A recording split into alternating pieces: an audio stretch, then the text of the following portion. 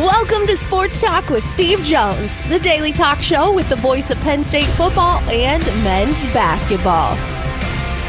You never know what special guest may stop on by any given day. Now here's the man of the hour, Mr. Steve Jones. Obviously quite a game, quite an experience last night in Rec Hall as Penn State beat Illinois 90-89. The ability of Penn State to make plays down the stretch at both ends of the floor, the big three by Jameel Brown, the steal, Puff Johnson scoring. To be honest with you, I thought Coleman Hawkins walked when he got fouled at the end there, but then he missed. Yep. And to quote the great Simon Gratz philosopher, Rasheed Wallace, ball don't lie. He went 0 for 2, missed both. And then what did Mike Rhodes not do?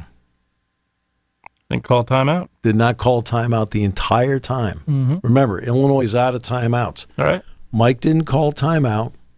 He trusted his point guard and his team. He had Illinois backing up, right? Which means they're in scramble mode. Didn't have a chance to set. They got the shot from Zach, which was an inside-out play. They wanted Ace he wanted Ace to get a little deeper, but Ace couldn't get deeper because Illinois they clogged it. I mean, sometimes you can only go so far, and he got it back out to Zach, and Hawkins fouled him. In fact, Hawkins fouled him twice on the play.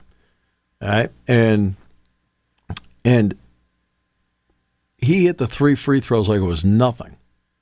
Then what didn't Mike do again? Same thing. Mike did not call timeout. In other words, he did not give Brad Underwood, with 4.2 seconds to go, the opportunity to set up something he wanted. Now, to their credit, they got something really good out of it. Yeah. But again, he had Illinois scrambling at both ends of the floor to come up with something. Illinois, to its credit, or lack of credit, did about everything you can do down the stretch to lose a game. Yeah, well, yeah, and got a good look at the end and missed the shot. Right? Yeah. But they did everything. And I'll tell you, the moment where I really thought Penn State had a shot, really had a shot, was when Illinois broke through the press. Goody was in the corner of the wing, right, in between the corner of the wing, and took a three. I'm looking around like, what are you, nuts? Okay? Yeah. You needed to run clock at that point. The 20 seconds was more important than the 3 points. And that's when I knew that they were panicked and crazed. And it's like, you see something like that, where it's a time and score, what is the situation, and Illinois acted like they didn't know the time, score, or situation. Think about this. Penn State has now beaten Illinois 4 times in a row, and all 4 were in different arenas. State Farm Center, Jordan Center, United Center, Rec Hall. Brad Underwood made the point after the game what a great atmosphere it was, but he also pointed out, and correctly, by the way, that atmosphere did not determine the winning and losing in the game. He said, we just played before 18,000 at Maryland and won. Okay. Which is true. It's a fact. Yeah. But they made bad plays. Yeah. They sure did. And Penn State made winning plays. Down the stretch, Penn State did enough to hang in, after having the lead early. And remember, having the lead the first 14 minutes of the game was important because it's a 40-minute game. What they did in the first 14 minutes gave them enough collateral to have a comeback in the last couple of minutes. That's it's the entirety of everything that happens. Ace didn't shoot well, but Ace had 12 assists. Nick Kern was simply outstanding last night. First career 20-point game at 22. Kept slashing and driving to the bucket. They couldn't contain him. And what kept Illinois in front was what everybody here had worried about going into the game. Missing shots and getting second chances. They out-rebounded Penn State 49-25. You out-rebound a team 49-25. You are usually not losing that game. Right. But what stat did Penn State win last night? They won two of them. One was the shooting percentage. Penn State shot 52 last night, and Illinois was like 46, 47, something like that. But the turnover stat, Penn State only turned it over 6 times. Illinois turned it over 18 times, including 12 in the second half. Wow. I mean, that's a big number. Yeah.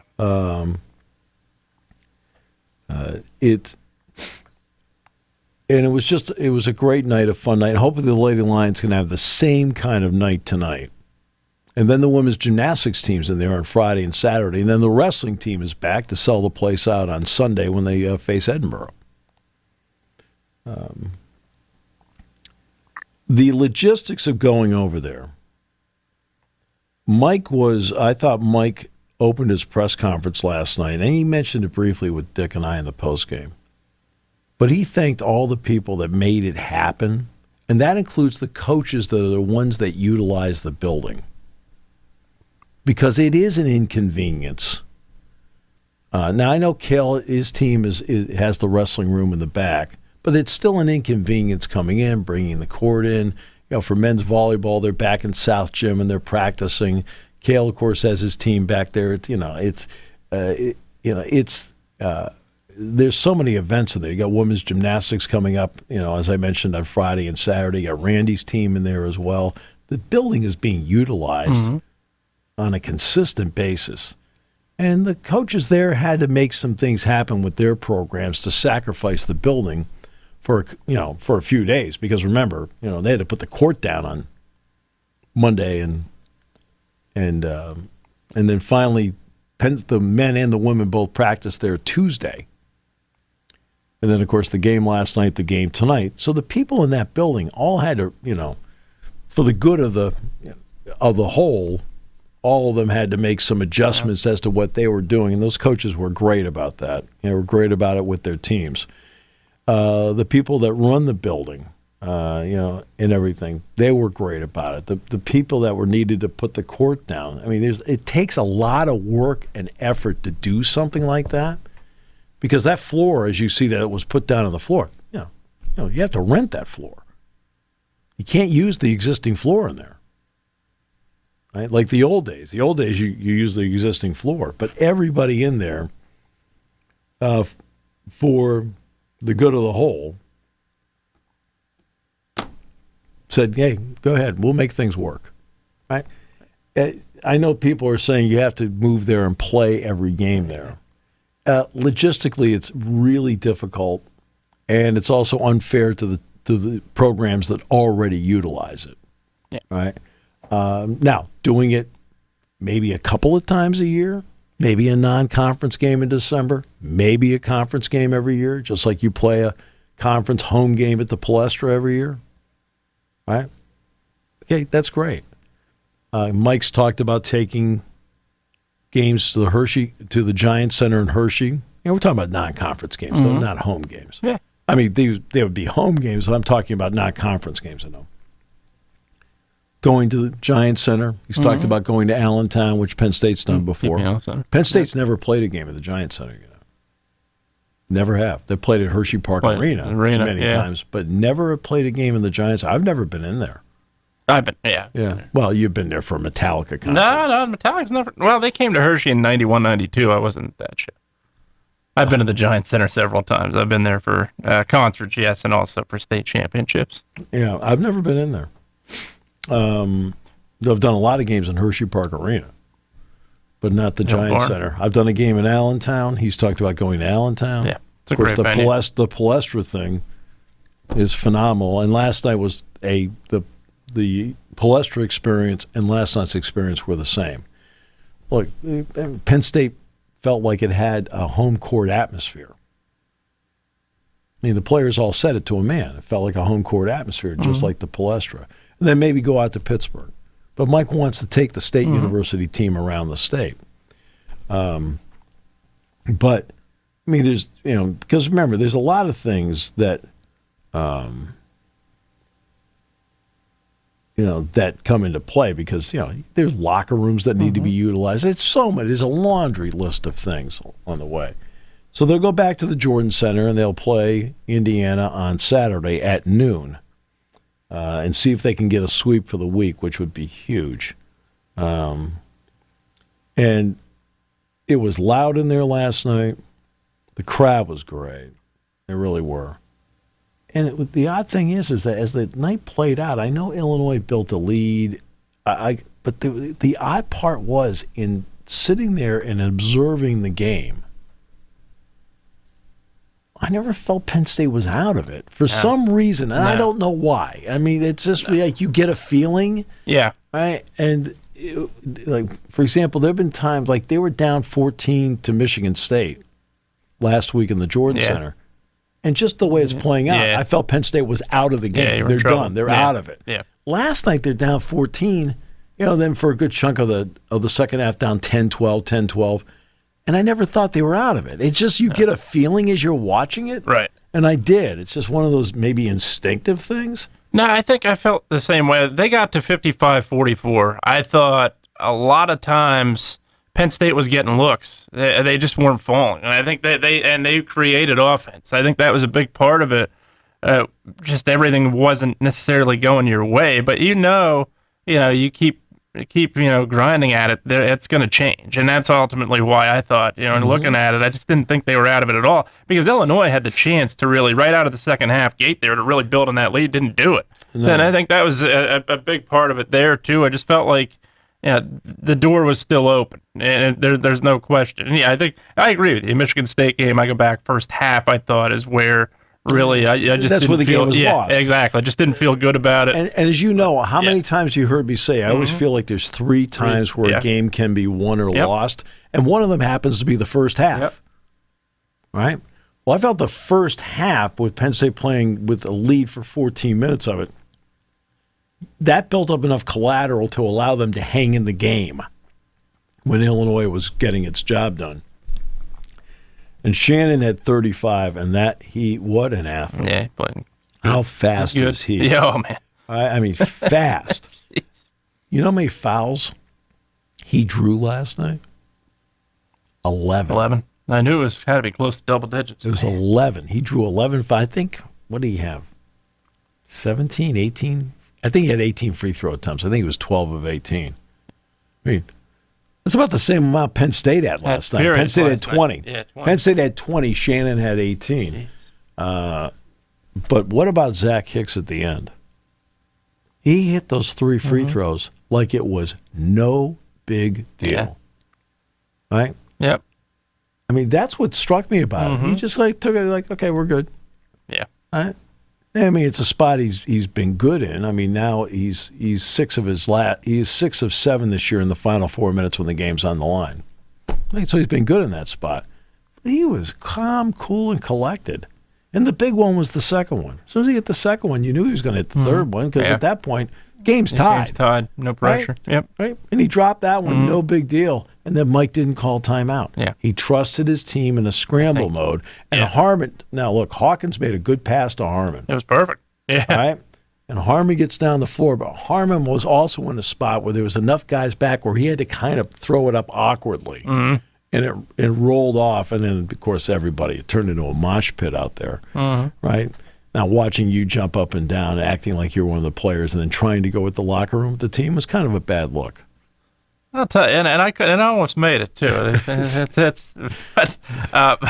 One of my pet peeves in the NBA level, especially, is when, and this ties to Mike not calling a timeout, when they look at shots with in the final 2 minutes, because that gives what Illinois did not have the chance to do last night. Gives the team with no timeouts the ability to draw up a play. That's exactly right. And that's going to be the first thing I ask Mike on the show tonight. We're going to talk about that tonight. Yeah, and because it's one of the things that in all the analysis of the game, over here in the back, anybody realize Mike didn't call any timeouts? Because again, and look, this is not a Stephen Bardo. Stephen Bardo, I think, is outstanding. I mean, Right. not just good. He's outstanding. So it has nothing to do with him. Right. But how many times do you hear people on doing TV, you got to call a timeout, got to call a timeout, got to call a timeout? Like, no, you don't You have gotta to know call your a team. timeout. If you know your That's team. literally what you gotta do. Yeah. Okay, you don't have to. And I have no idea what Steven said. I doubt Steven said anything because he's too smart. I didn't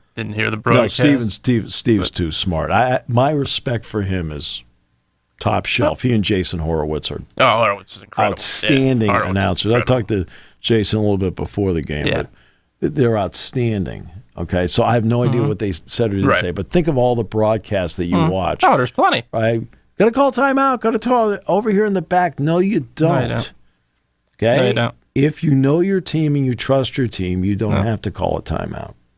No. And 90, I would say at least 50 to 60% of the time, let's say Illinois makes that shot, Mike's not going to be criticized for not calling timeout. No. The other way around, Illinois has a timeout and doesn't use it, Right. and then it's going to be more critical. Let's see, Illinois was out of timeout. Yeah, they were out of and timeouts. Mike knew Exactly, and he knew it. That's Mike knowing the knew game. it. Absolutely. Yeah, that's a spot where I'll never. you know, There was an NCAA tournament game in there once. Kay Yao was coaching NC State against Penn State. Yep.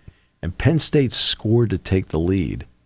And Kay did not use a timeout. And they kind of caught Penn State celebrating. They went down the court and won the game in the waning I've seen seconds. it. I've seen it plenty of times. Yeah, Right? absolutely. Right. Kind Yeah, of caught or- them. Now, yep. just a little mini, like, hey, they took the lead because it was a huge Yeah. game. And I think the assumption was that Penn State was going to call that NC State was going to call a timeout, Yeah. and they didn't. They didn't. Yeah. All right, and I'll never forget that. And last night I felt the same way. It's like I think the Illinois people thought that they would use a timeout and didn't, Yeah. and that put a team that can struggle in those situations, which Illinois can. They don't have a lot of weaknesses, but that's an area where they can struggle when you get into a situation like that. And the odd thing is I know people hear me say this all the time, like the really good teams aren't in close games, right? Right. Right. The people will say, "Wow, what's our record when it's 5 points or less?" Whatever. Like, that's coaching. And I said most coaches are in their career 500 or in that neighborhood, and maybe a couple games or over, a couple or here and whatever, there. Yeah. right? I said almost every coach is. I said, well, I'll give you an example. Look how good Illinois is. Yeah. They're really, really good. Yep. Okay, they were projected a number 4 seed going into the game last night. Yeah. You know what their record is in games decided by 5 points or less? After last night, 3-3. I was going to say that's at least their second loss. Yeah. They're 3-3. You know what Penn State's record is in games decided by 5 points or less this season? 3-3. 3-3. It's it again. So they're 500. Right. Yeah. I'm saying it's Absolutely. just right. What's the difference between really good teams and ones that are struggling a bit? The really good teams usually aren't in close games. Okay? That's a good point. Okay, because they're really good.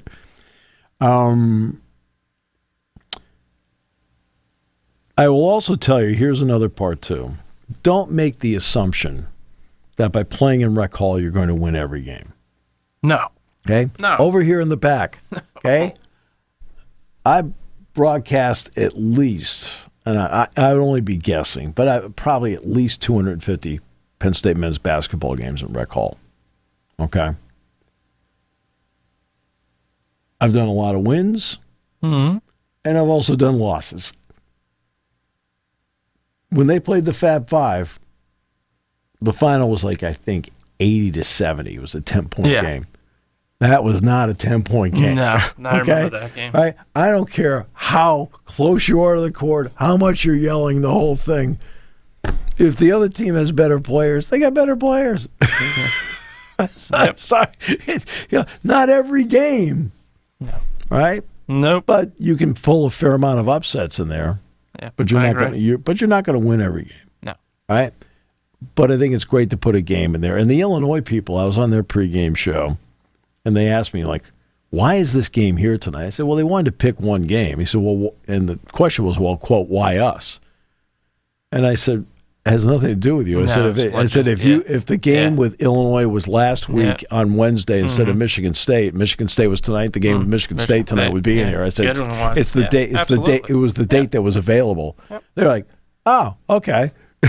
I said it had nothing to do with you. They'd sit there and go, okay, when's Illinois coming in? Let's play in Rec Hall. I said, no, that's not how it goes. Nope. But yeah. It was great last night. It always is going to bring up the debate about venue and so forth because no offense, everybody knows, right, that the Jordan Center as a specific venue for a sport struggles. Okay, even wrestling fans will tell you, like, they love the fact they can go in there and watch a wrestling match in there, right?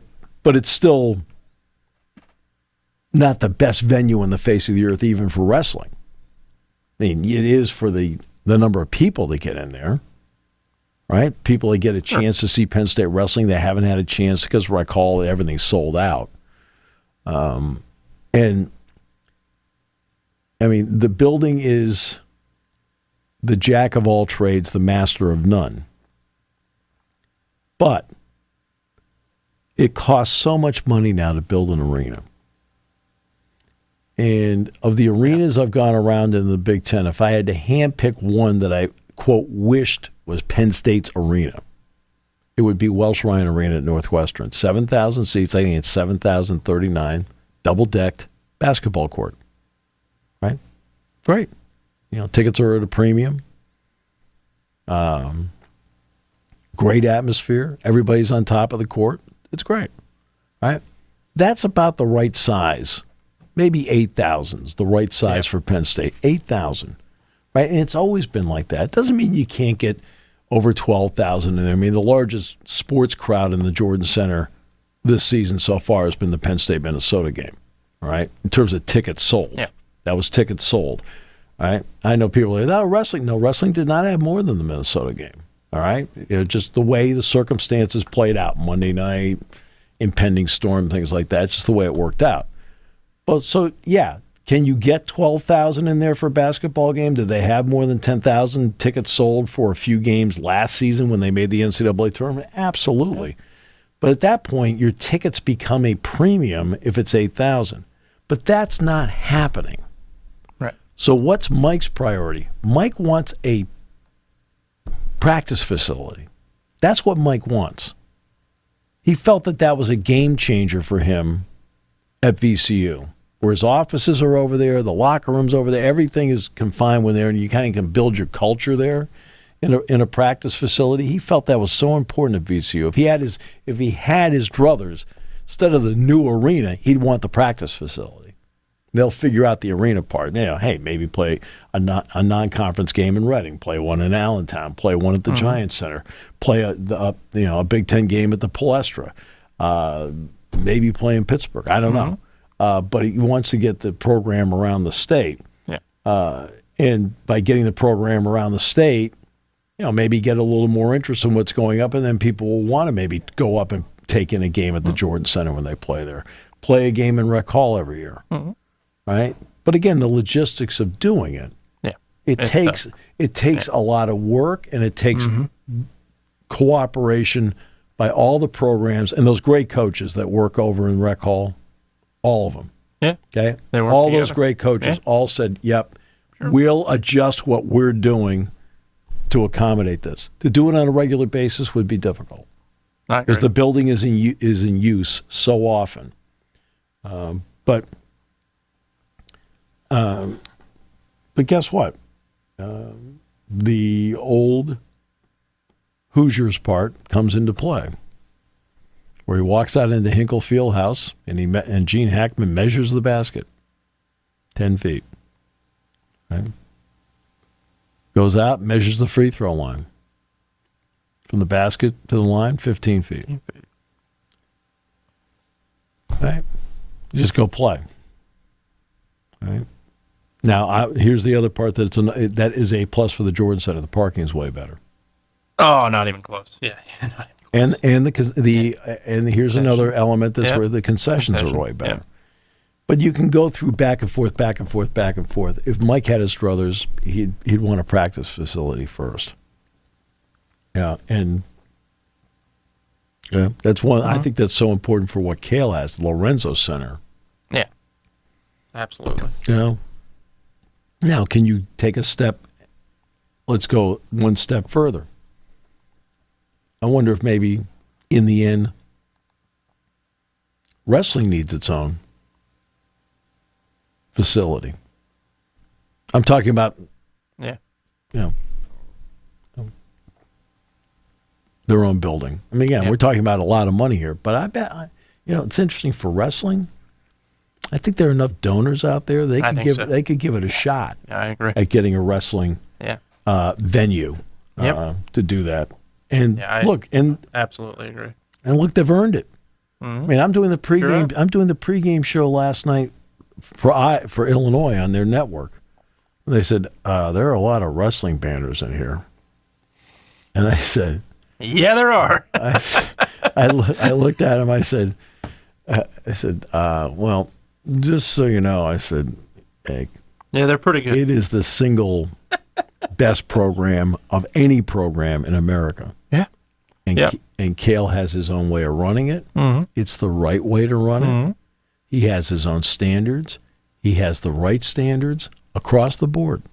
Right. Across the board. Cale's standards are the standard. And there's no standard he has I would even remotely disagree with, because I think he knows exactly what to do and why, both on the mat, off the mat. Look at the graduation rates of Penn State wrestlers. Look at their grade point average of Penn State wrestlers. Right? These are people that once they move on in life and say wrestling isn't going to be a part of that life, they're all achievers. Mm-hmm. Right? He's influencing people along with his staff, with Casey and everybody. All right? It's been phenomenal. And they're going to fill the place up for Edinboro. Sure. They're going to wedge people in to see them wrestle on Sunday. The Rec Hall versus Jordan Center debate is interesting. But again, just by playing in Rec Hall, you've got a tremendous atmosphere, loud. Okay? The Penn State players feel like they got people behind them. And remember, for Ace and Nick Kern, they played at the Siegel Center down at VCU. That place was always filled. Mm-hmm. So they're used to that. Okay? They're used to that. But it was great. Now, can they play more games in Rec Hall? Right now, my gut feeling would be you can play a Big Ten game in there, and maybe, depending on what you want to do around the state, play a non-conference game there. But it's not like non-conference games haven't been played in there, because they play Princeton, Canisius, and Louisiana Monroe all in there. Yeah. All right? Princeton sold out. Canisius and Louisiana Monroe did not. Right? Okay. But they still did it. Yeah. And the Canisius Louisiana Monroe thing were back-to-back games. Because, again, you need to put the court down. Mm-hmm. And,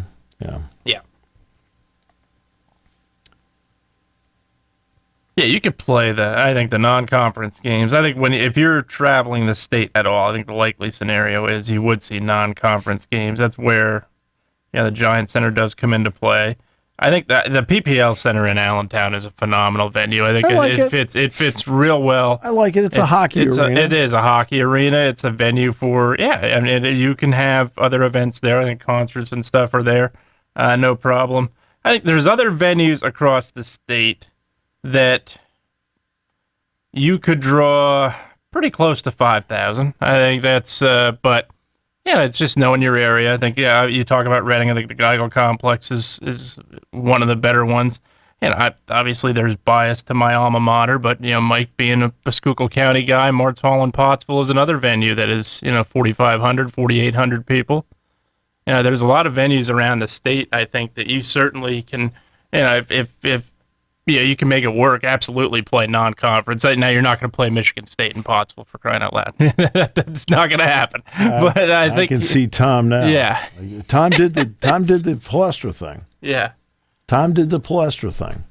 Penn State won that game, and Tom had never coached the game in the Palestra. That's why he wanted to do it.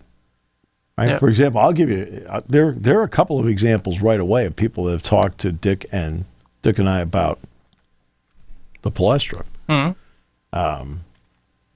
And one we think that is a distinct possibility would like to do it. And this is one I would hesitate to move away from the Jordan Center. Mm-hmm. UCLA.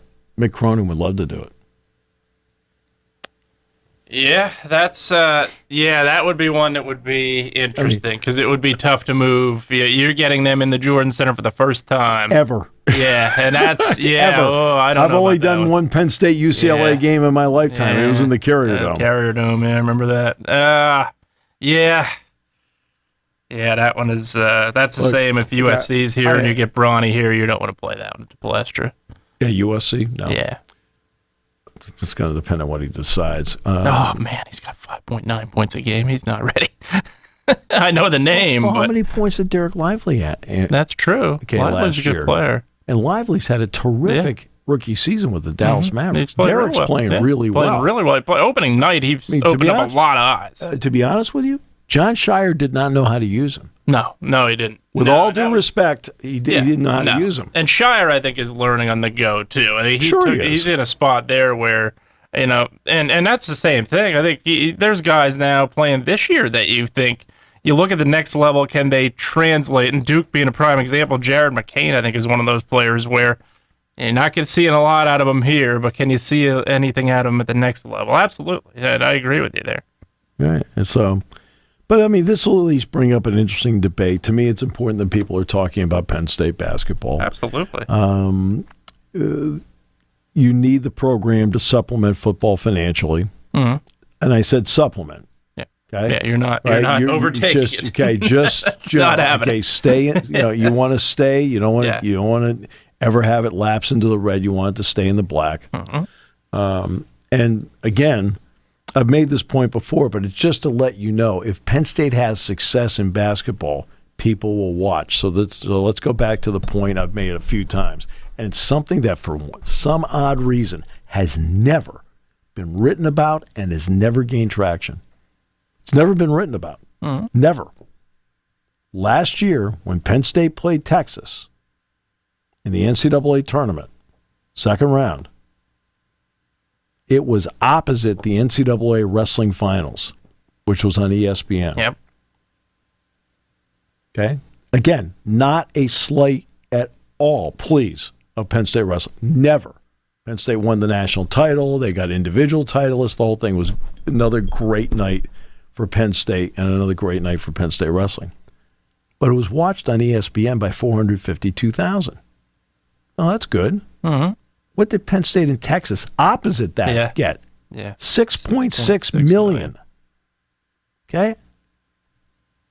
Now, you had the brands. It says March Madness in the middle of the floor. You've got Texas, which won the opening round against Colgate. Mm-hmm. Brand. Mm-hmm. Penn State, which won the opening round against Texas A&M. Brand. And the three combined for a 6.6 million in primetime. I'm sorry, but that tells you that if you're good at it, they will watch you. Yeah. Right? They will watch you. And that's, I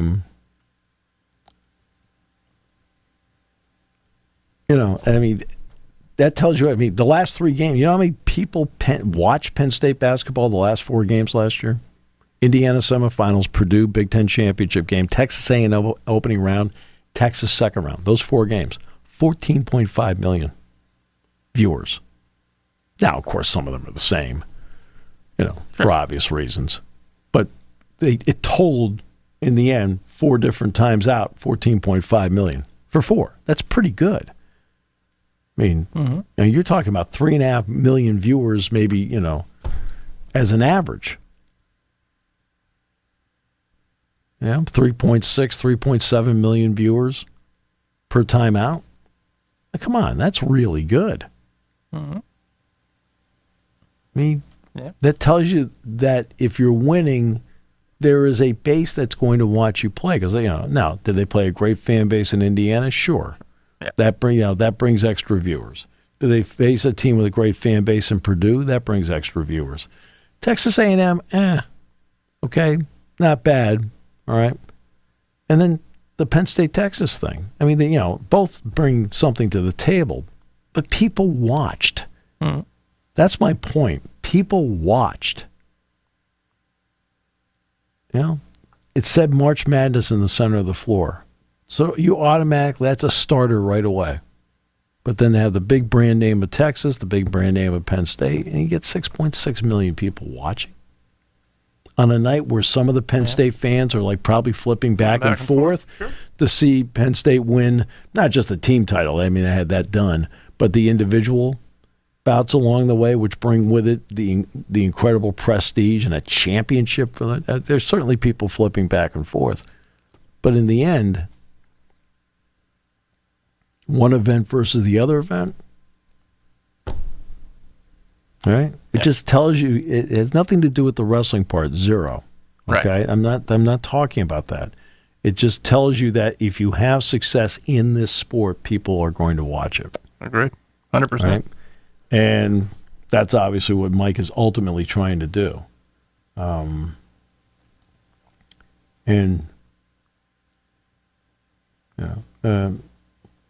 Hey, look, it's not like they didn't beat Wisconsin in the Jordan Center. Yeah. I mean, they did. So it's an interesting debate. I think what Cale has done to make Rec Hall into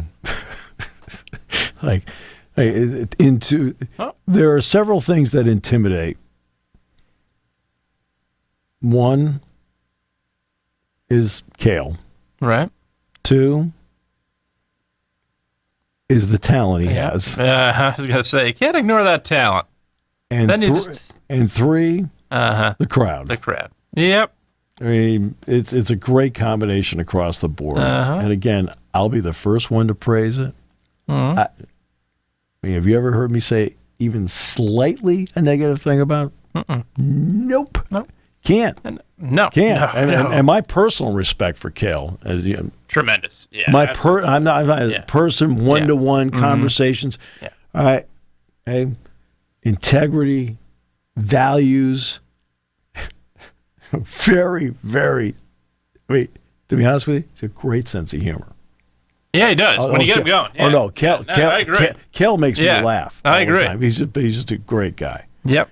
Right. And you also, I think you give credit, obviously, not to the level of wrestling. Wrestling has just created the intense, intimidating atmosphere without a doubt. But I had Russ Rose and women's volleyball there, I think, too. When Russ had volleyball, Russ, absolutely. And by the way, they asked me about Katie Schumacher-Cawley last night because of, she was at USC. Deion Thomas was at USC. And I really like Deion a lot. So, look, it was a great night, but it was a great night. But guess what I did this morning?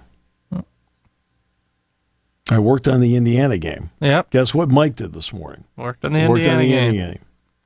And then go from there. But it does bring up at least an interesting debate where people are talking about Penn State basketball.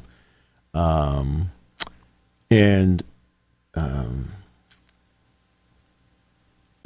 you go from there. Now you go to Saturday. Saturday's in the Jordan Center. Okay. Yeah.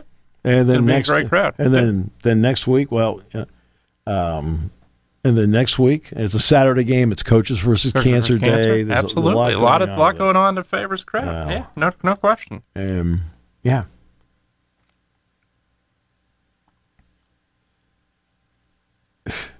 I still laugh about the Hawkins thing because Dick and I make the comment all the time whenever something's like, what the heck, and it's free throws and they miss the free throws. We always say the same thing. Rasheed Wallace, ball don't lie. Well, he traveled. Big time. Big time.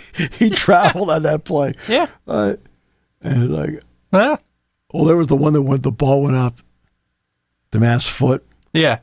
Right? And they're looking at each other. And Dick and I are like, what are you looking at? They're looking at each other like, I don't know where it went off of. You don't know who it went off that of? Was bad. That was bad. That was really bad. Yeah. Oh, yeah. In Chris Webber's case, hands don't lie. He called calling the timeout. Right. He drove, man, did he ever travel? That's the one thing that gets overlooked in that game, that national title game in North Carolina. Chris Webber gets that Sullivan missed free throw. He takes about 8 steps with the ball in his hand. Yeah. There's no question he traveled. Right. Exactly.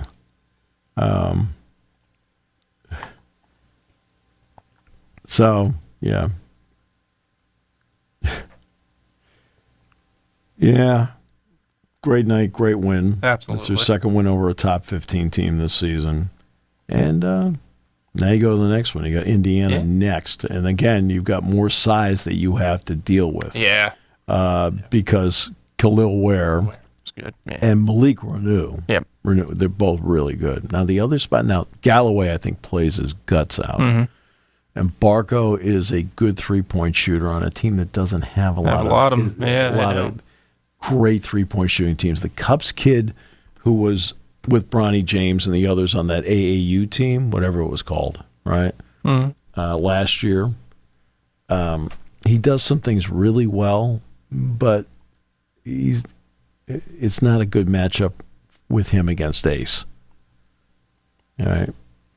And they don't have Xavier Johnson. Woodson only played 7 players last night. He only brought 2 off the bench, which I was a little bit surprised at that. And one of them's Anthony Leal. He's been playing him a lot more lately. He had a double-digit game and a win over Iowa. I want to say it was 74-68. And Leal had double digits. He had like 13, 14 points. And then, so he came into the game against Penn State. Crowd's going crazy when he went in because he hasn't had a lot of playing time in his career. Crowd comes in, and you're like, okay, well, let's see if he stays hot.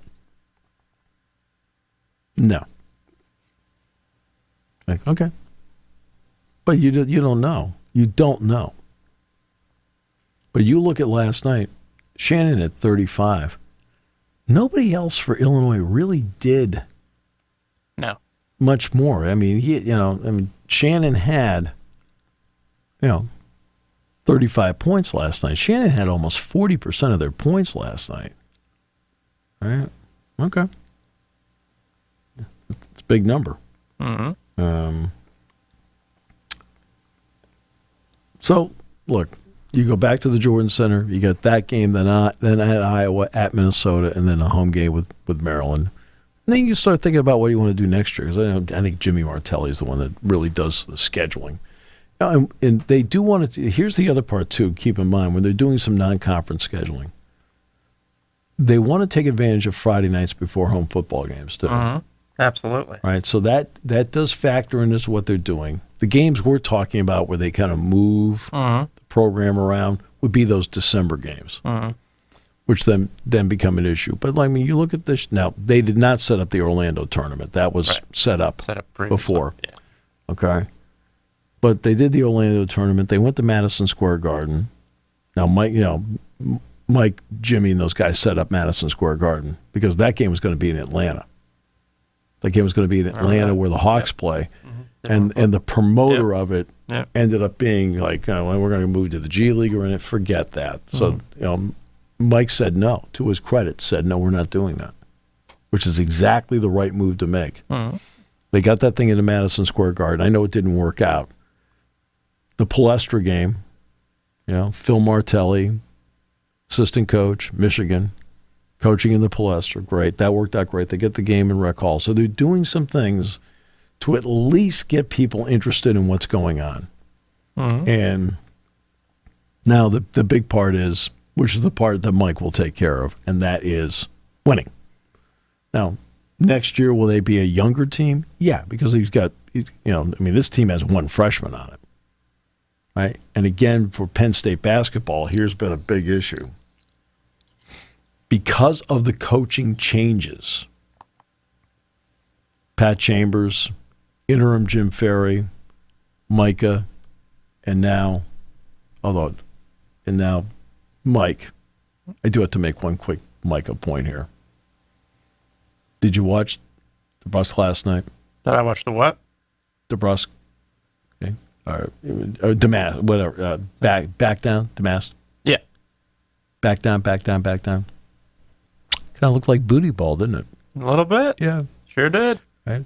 So, imitation is the greatest form of flattery. But to go from Pat, Interman Jim, Micah, and now Mike Rhodes. Penn State in that period of time had 11 verbal or signed commitments in basketball. And of the 11, 9 aren't here. It's only Meach and Jameel Brown. Kanye Clary, of course, was a part of it, and then he's no longer a part of the program. But when Pat was released, they had 3 verbal commitments. All 3 said no to Penn State. No, we're not going to stay. And they all went someplace else. Right? Then they get the recruiting class that had Kebajai, Mahaffey, Kanye, Jameel, Meach, right? We know Evan Mahaffey is now, there's some personal circumstances too. Ended up at Ohio State. He's from Ohio. Kevin went with Micah out to Notre Dame. And then, of course, we all know the situation with Kanye. But then there was the other recruiting class right after that, right? And all 3 of them went with Micah to Notre Dame. See, Penn State has, of the last 11 recruits, 9 have ended up other places. Right? So Mike now has this class where he's got 3 signed and 1 verbal. So Penn State will be a little younger next year. And the key I always say one of the keys with Penn State is staying older. But right now, everybody is older because of the COVID year. The COVID year has made every program across the country older. Right? And I think there's become a more realistic aspect as to what, in somewhat more realistic. Like Coleman Hawkins last year went to the G League Combine. He came back. He didn't just opt to do it, right? Terrence Shannon came back. He didn't opt to go. And then, they get the transfer from Southern Illinois. Mm-hmm. He's a 5th-year player, just like Jones at Purdue was his teammate. How did Southern Illinois not make the tournament? Right. But Jones is at Purdue, right? Made them older. See, everybody else across the board is older right now. But at some point, it's going to transition a bit because everybody's going to, now the COVID year is finally going to expire. And he'll have a class, and the key is to get that class, right, where you're mixing in older players. When they become juniors and you get people coming up behind them, then you start getting into a cycle of a balance between a couple of young players, a middle that's older, and, of course, seniors. That's eventually the kind of program Mike wants to have, where you're on the older side and you can bring in a transfer like an A.J. Store, for example, at Wisconsin. That makes a difference for you. It was a lot of fun sitting here and watching you nod. That's right. Yeah, God, you're good at that. That's right. Right? Phillies. Yeah. You always told me you had the same offensive skills as Johan Rojas. I believe you.